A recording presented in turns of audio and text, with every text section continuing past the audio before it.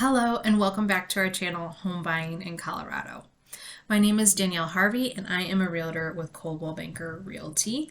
As you can see, this week I am alone. Nicole is taking some much needed time off with family, but I still wanted to drop a video to discuss what home buying looks like at the very beginning.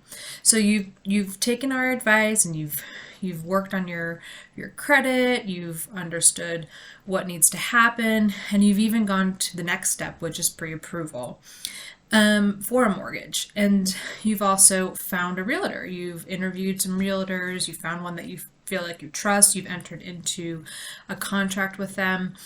And now it is time to do the exciting stuff. Now we get to look at homes.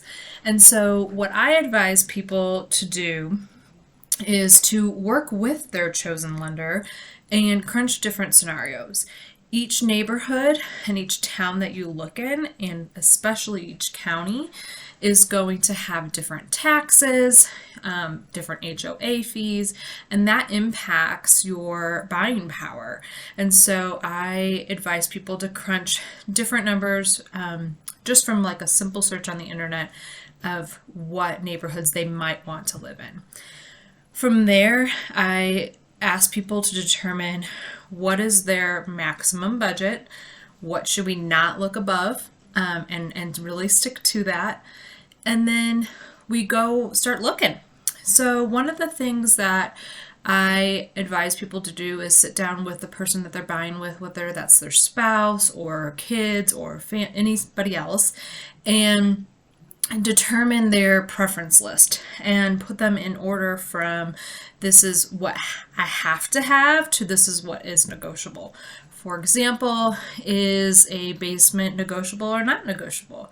In Colorado, we have many homes that have just crawl spaces and they provide additional storage, but they don't have the ability to finish and add extra square footage. Another one would be whether or not an HOA is negotiable or not negotiable. People have pretty strong opinions on them either way, and you need to decide what's best for you.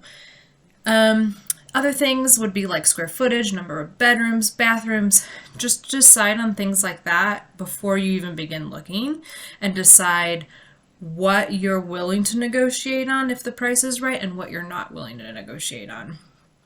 The other things that I advise people to do is to just get out there and get going.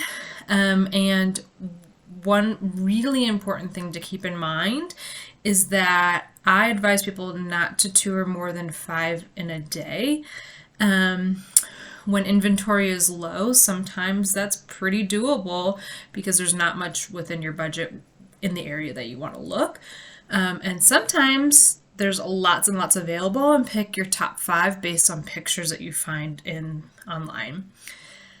The reason why is because it becomes very confusing. It becomes so overwhelming to determine, oh my gosh, that first one we saw versus the 5th one we saw and all the ones we've saw between, it just becomes overwhelming. So I advise that, and then go home and sit and think about it. When it is truly a seller's market, you might have to move fast within maybe an hour.